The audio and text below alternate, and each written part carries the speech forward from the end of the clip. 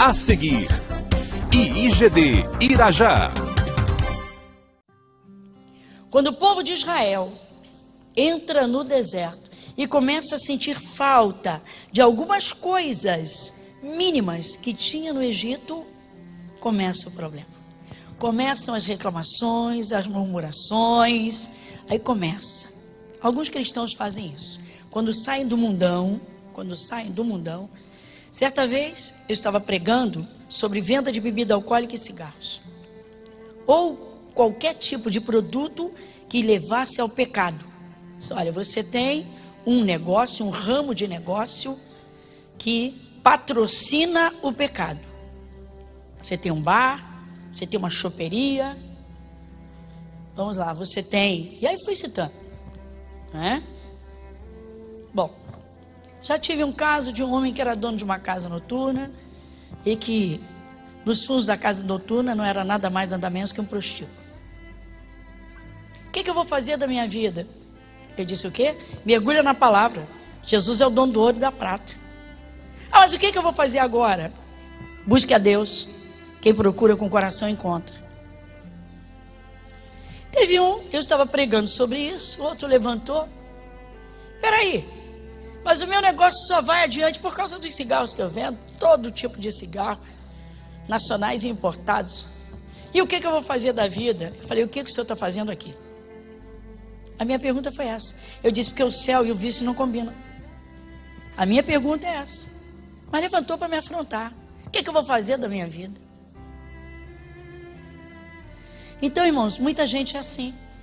Quer andar com Jesus, mas quer o pecado. E porque a palavra diz não ao pecado, alguns murmuram. Alguns se chateiam. Alguns viram as costas. E aí assim foi. E o povo começou a murmurar. Bom, irmãos, antes dos 40 anos, foi logo no início. Tem nada a ver com os 40 anos de deserto que a gente vai chegar lá. O que aconteceu? Então, no início, muitos ainda estavam empolgados. Estavam assim, né? Oh, nós vamos entrar na terra que Deus prometeu. Porque Deus disse, eu vou pôr vocês, eu vou colocar vocês, parafraseando, eu vou pôr vocês dentro de uma boa terra, terra que emana leite e mel. Como é que você encontra essa terra? Vamos trazer aqui para os nossos dias, nós, né? Glória a Deus, eu encontrei, muitos aqui já encontraram. Como é que você encontra essa maravilhosa terra? Na palavra. Você sai de uma terra de enfermidades, você encontra Jesus no Calvário te curando. Então, que terra maravilhosa, eu vou crescer na fé e vou conseguir minha cura. É assim que funciona. Dando ouvidos à palavra. Muito bem. Chegou um momento, eles já estavam bem perto. Olha, você acredita que quando eles já estavam bem perto, foi que os 40 anos de deserto aconteceram? Então vamos lá. Deus chamou Moisés e disse, Moisés está caminhando com o povo. 600 mil homens, gênero masculino, fora mulheres e crianças. Os estudiosos dessa parte costumam dizer que por baixo o mínimo eram 3 milhões de pessoas. E isso sem falar nos animais, porque eles levaram os rebanhos deles, as caravanas, crianças pequeninas, idosinhos. Então você imagina, não foi isso que fez ficarem 40 anos rodando no deserto. A caminhada seria, o trajeto não seria longo. Mas o que aconteceu? O que aconteceu foi que o Senhor Deus, estimulando Moisés e aquele povo, o Senhor Deus, Ele motiva mesmo, Ele nos empurra para cima e para frente. Deus diz, levanta, te anima, te diz ou não diz? Irmão, Deus é o maior incentivador do teu sucesso. Ele é teu pai, Ele é nosso pai. Você abre a Bíblia e vê, ela está repleta disso. Anima-te, esforça-te. Sim ou não? Está cheia, a palavra de Deus está cheia, é lindo, é lindo. É lindo. Você vê que Deus diz, levanta-te, anda, né? Então Deus chamou Moisés e disse, Moisés, reúna 12 líderes dessas tribos, ou seja, dessas famílias, reúna 12 líderes e envia-os além do Jordão para que eles espiem a terra que eles vão herdar. Eu vou dar essa terra para eles como eu prometi. Olha o segredo, irmãos. Guardar a palavra de Deus. Repete comigo, diga.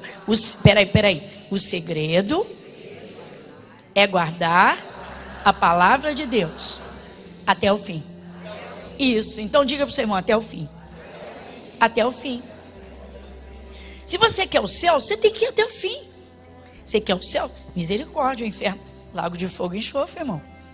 Cruz, sai. Sai. Quase que eu digo que está amarrado. Fora.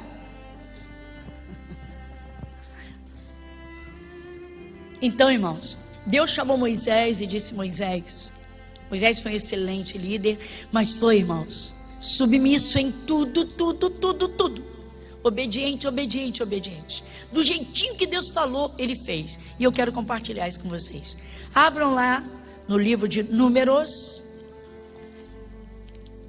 capítulo de número 13. A princípio, o versículo 1 e o 2. Lê comigo, toda a igreja, vamos juntos?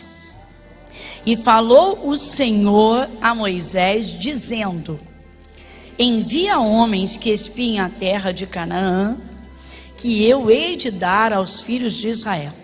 De cada tribo de seus pais, envia um homem, sendo cada qual maioral entre eles. Amém, irmãos? Moisés, de cada tribo, eram 12 tribos, de cada um, pega o líder, levanta um chefe, um líder, e vamos lá. Então aqui, ó, de novo, versículo 2, envia homens que espiem a terra, que eu hei de dar aos filhos de Israel. Tá vendo? Isso aqui Deus prometeu quando chamou Moisés. Quando Deus chamou Moisés, Deus fez a promessa através de Moisés para o povo. Moisés, diga ao meu povo que eu vou tirá-los do Egito e vou introduzi-los numa boa terra, terra que emana leite e mel. Ou seja, agora vai acabar o sofrimento, vai acabar a escassez, vai acabar a necessidade, vão acabar os maus tratos, vão acabar os problemas. Por quê? Porque Jesus tem solução para tudo. Então Deus os chamou para tirá-los da escravidão para uma terra maravilhosa. Quantos de vocês têm muita paz no coração? Peraí. Mas antes não tinham. Quem não tinha paz e nem dormia direito e hoje tem muita paz. Muita. Quem tem muita paz? Ai, que maravilha. Que maravilha. Tá vendo? Que terra maravilhosa. Olha só. Terra de descanso, né, irmãos? Sim ou não? Maravilha. Então, irmãos, assim o Senhor Deus falou com Moisés. E eles obedeceram, claro. Moisés escolheu lá, separou os 12, chamou, vem cá.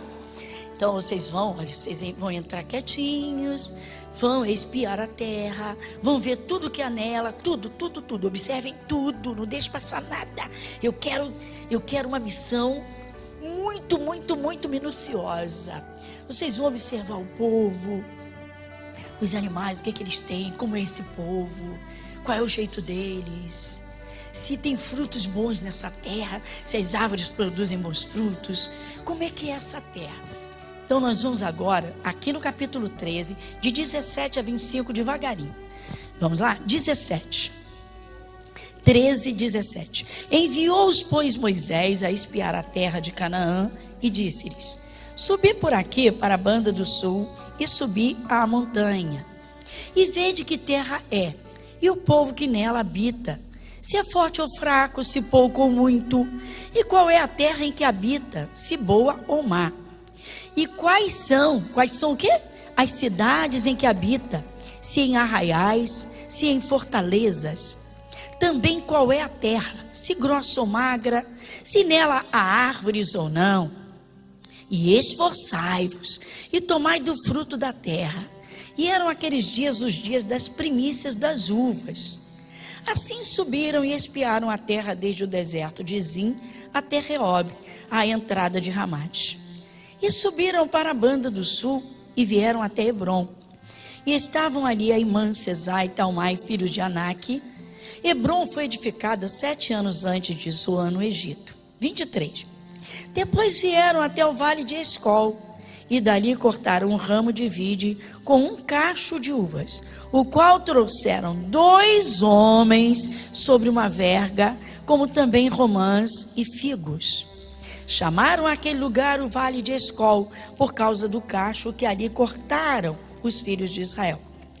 25. Depois voltaram de espiar a terra ao fim de 40 dias. Então dá uma paradinha agora.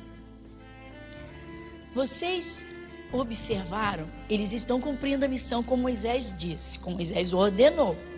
Deus falou com Moisés, Moisés se submete, faz o que Deus mandou e manda os envios e eles voltam. Eles vêm trazendo um cacho de uvas, irmãos. Parece até brincadeira quando se fala de Itu, né? Que tudo é grande.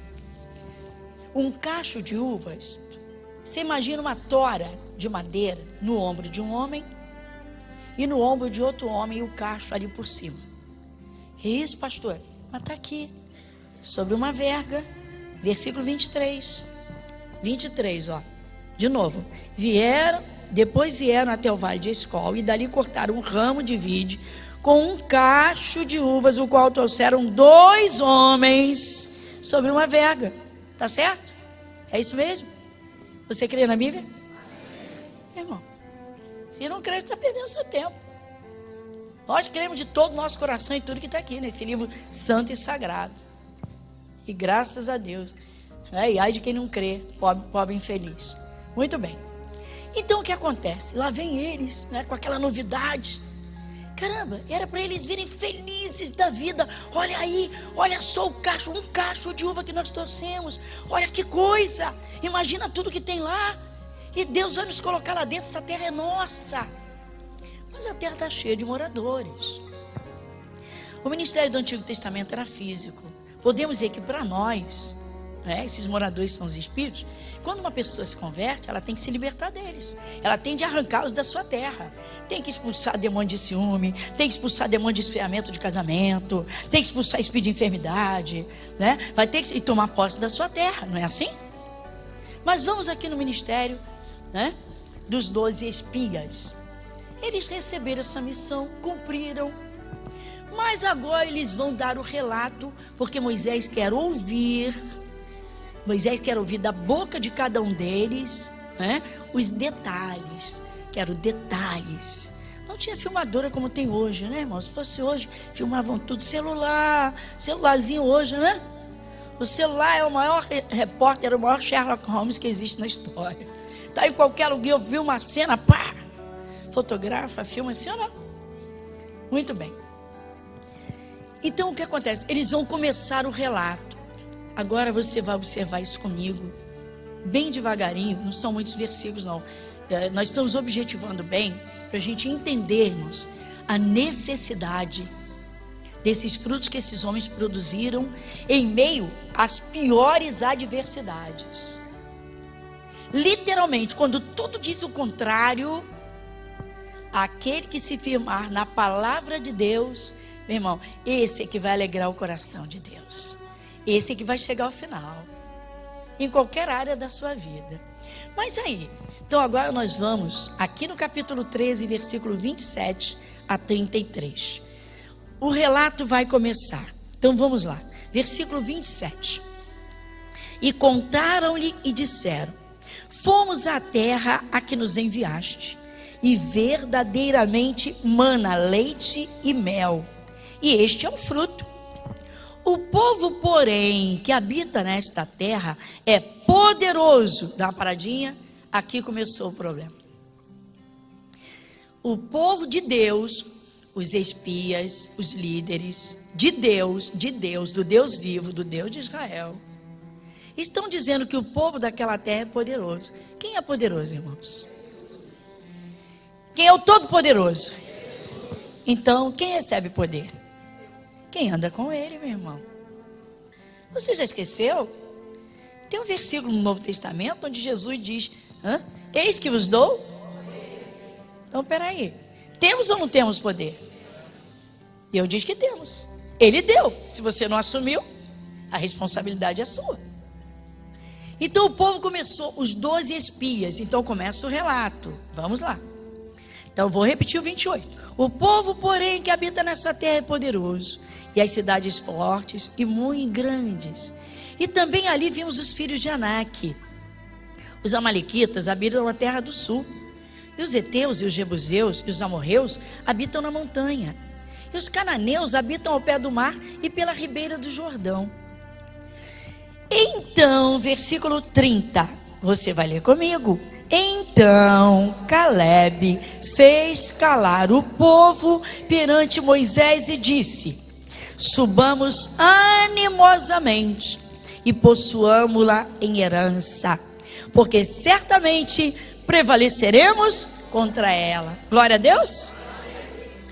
Irmão, isso aqui não é pensamento positivo, vai muito além. Pensamento positivo é importante, mas sem a palavra de Deus no coração, não chega a lugar nenhum. Sem fé, não faz nada. Isso aqui é fé. Fé. Caleb fez calar todo mundo. Todo mundo. Pode parar. Pode parar. Então Caleb fez calar o povo perante Moisés e disse: Caleb, subamos animosamente. Ele já sabia que tinha que subir, fazer uma boa escalada. Subamos animosamente. Embora fosse geograficamente íngreme, ou seja, elevado, ele está dizendo: vamos subir com ânimo. O cristão tem que fazer isso, irmão. Ele não pode ficar lá embaixo. Ele não pode ficar na depressão. Ele não pode ficar na angústia. Ele não pode ficar preso às amarguras. Ele tem Deus para a sua ajuda. Ele tem um Deus todo-poderoso. Ele tem Jesus que ressuscitou da morte. Espera aí.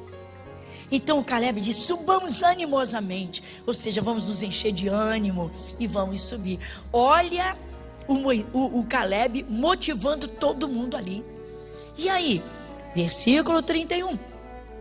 Porém, os homens que com ele subiram disseram: vamos todo mundo? Não podemos subir contra aquele povo, porque é mais forte do que nós. Peraí, meu irmão, quem é mais forte? Peraí. Quem é mais forte? Aquele que faz a macumba ou quem anda com Jesus?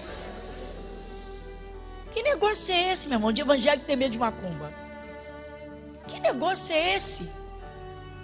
Chegou um senhor na nossa igreja, foi evangelizado por alguém, enviado. Pastora, a senhora faz uma oração muito forte na minha cabeça. O meu amigo fulano de tal frequenta seus cultos e disse: a senhora faz uma oração na minha cabeça, mas tem que ser muito forte. Ele falou mais 8 a 10 vezes: pastora, por favor, tem que ser muito forte, mas muito forte. A senhora faz uma oração forte. Qual é o seu problema?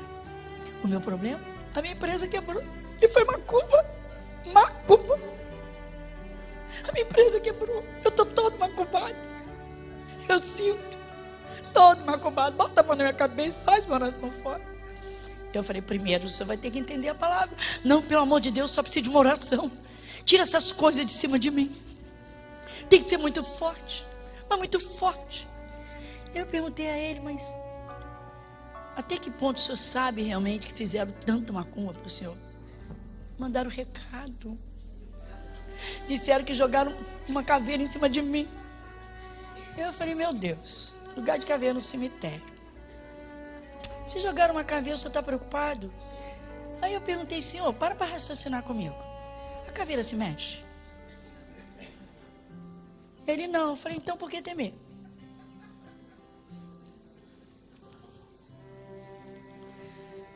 Ele não estava aguentando parar e ouvir a palavra. Eu tinha que fazer ele parar, calar e ouvir alguma coisa.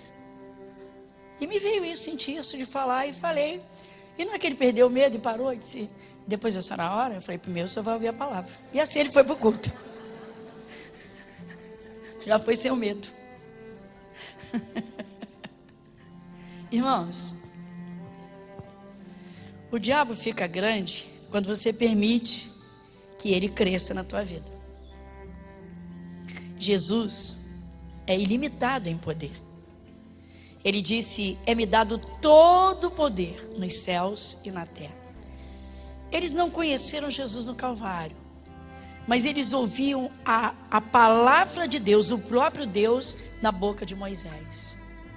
Foi Deus quem disse: eu vou introduzi-los na terra, numa terra boa que mana leite e mel. Se Deus falou, ponto.